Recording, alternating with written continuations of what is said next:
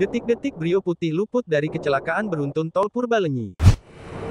Detik-detik kecelakaan beruntun di Tol Purbalenyi atau Tol Padalarang KM 92 menuju arah Jakarta, Senin tanggal 11 November tahun 2024 sore, terekam kamera dashcam sebuah mobil. Rekaman itu juga menunjukkan momen mobil Honda Brio Putih yang selamat dari kecelakaan beruntun.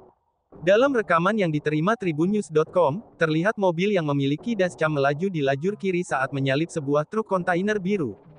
Awalnya, truk kontainer biru melaju seperti biasa. Namun, tak lama setelah mobil pemilik dashcam menyalip, tiba-tiba truk itu melaju tanpa kendali ke arah mobil-mobil di depannya yang sedang terjebak kemacetan. Tabrakan beruntun pun tak bisa dihindarkan. Truk kontainer menabrak mobil-mobil yang ada di depannya. Tetapi, mobil Honda Brio yang berhenti di paling belakang antrean kemacetan, justru selamat dari kecelakaan beruntun tersebut.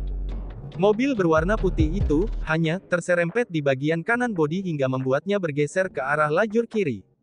Kabid Humas Polda Jawa Barat Jabar Kombes Jules Abraham Abbas, mengungkapkan jumlah kendaraan yang terlibat kecelakaan beruntun di Tol Cipularang KM 92 sementara sebanyak 19 mobil.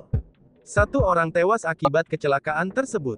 Data sementara 19 mobil terlibat kecelakaan beruntun. 1 meninggal dunia, ungkap Jules, Senin, dilansir tribunjabar.id. Selain korban tewas, 22 orang terluka dalam kejadian itu.